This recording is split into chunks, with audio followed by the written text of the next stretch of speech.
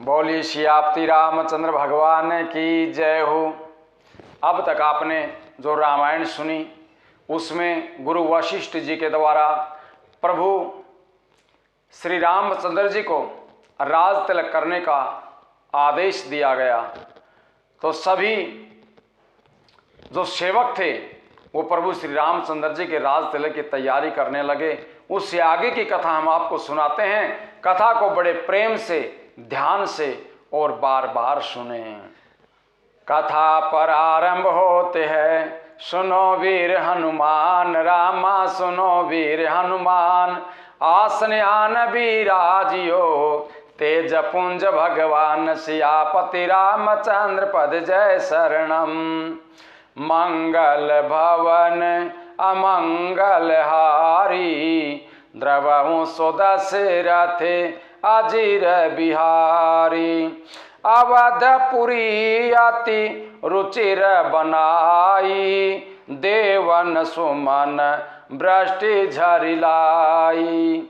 जब गुरु वशिष्ठ जी ने सभी सेवकों को आदेश दे दिया, तभी अयोध्या को एक दुल्हन की तरह सजाया गया और सभी देवताओं ने अयोध्या के ऊपर फूलों की वर्षा की।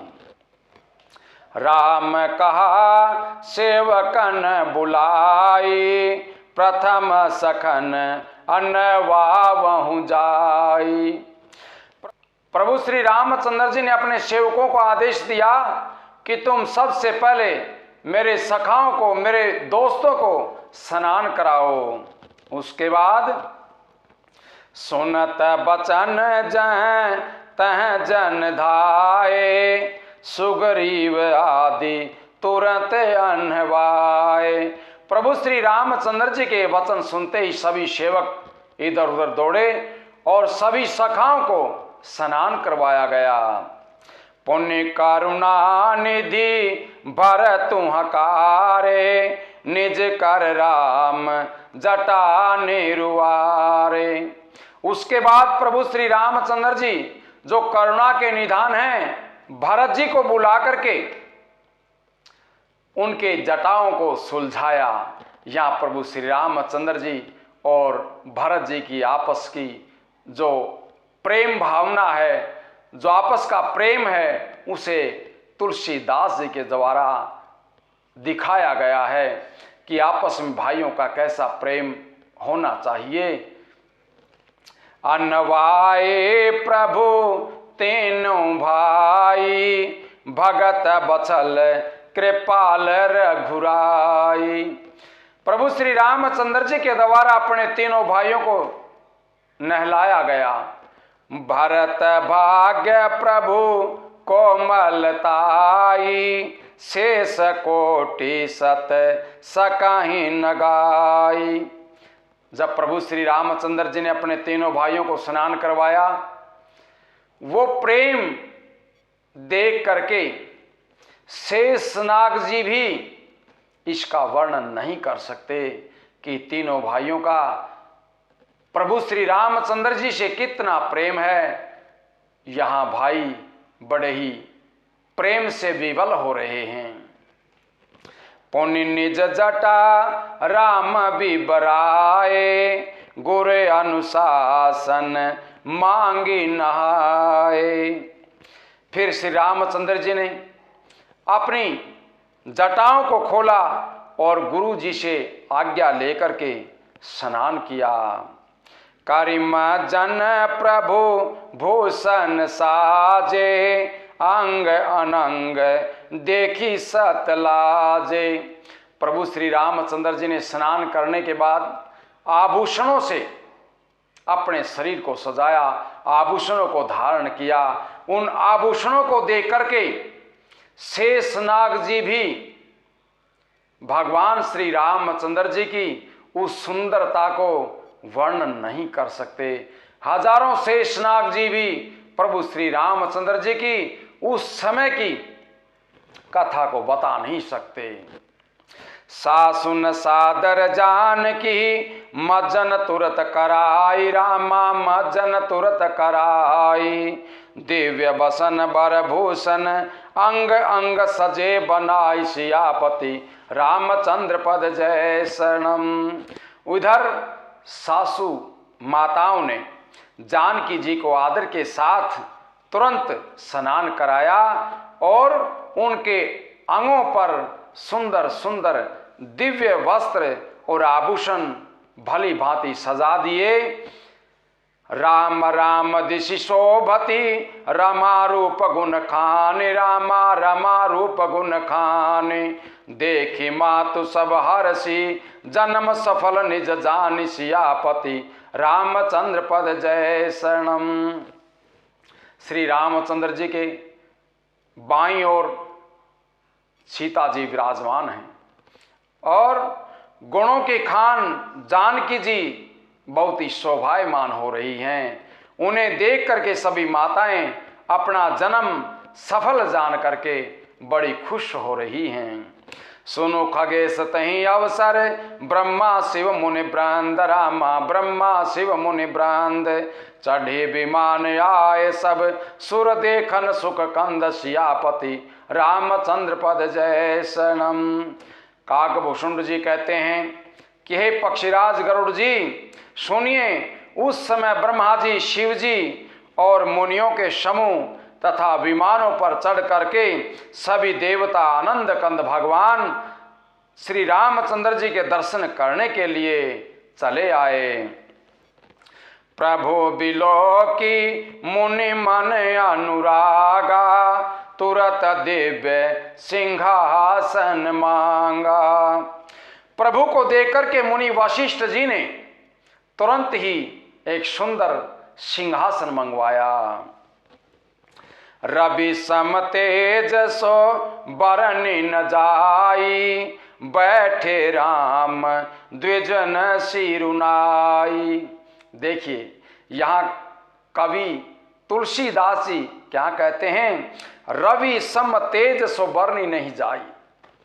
उस सिंहासन का जो तेज था वो सूर्य नारायण भगवान के तेज के समान था, उसका वर्णन नहीं किया जा सकता। ब्राह्मणों को सिर नवा करके प्रभु श्री रामचंद्र जी सिंहासन पर विराजमान हुए। जनक सुता समेत रघुराई, पेखी प्रहर से मुनि समुदाय।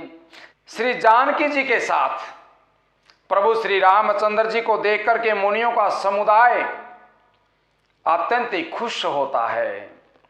वेद मंत्र तब द्विजन उचारे, नभ सुर मुनि जय जयति पुकारे। तब ब्राह्मणों ने भगवान श्री रामचंद्र जी को राज्याभिषेक करने के लिए वेद मंत्रों का उच्चारण किया। आकाश में देवता मुनि जय हो जय हो जय हो आदि पुकारने लगे। भगवान श्री रामचंद्र जी की जय हो इस तरह से पुकारने लगे। प्रथम तिलक वशिष्ठ मुनि कीना, पुनि सब विप्रन आय सुदीना। सबसे पहले मुनि वशिष्ठ जी ने प्रभु श्री रामचंद्र जी को राज तिलक किया और उसके बाद उन्होंने और ब्राह्मणों को राज तिलक करने की आज्ञा दी। सुत बिलोकी हरसी महतारी, बार बार आरती उतारी। प्रभु श्री रामचंद्र जी को सिंहासन के ऊपर विराजमान देख करके सभी माताएं बड़ी खुश हुई और बार बार प्रभु की आरती उतारने लगी। विप्रन दान विविध विधि दीने, जाचक सकल अजाचक कीने।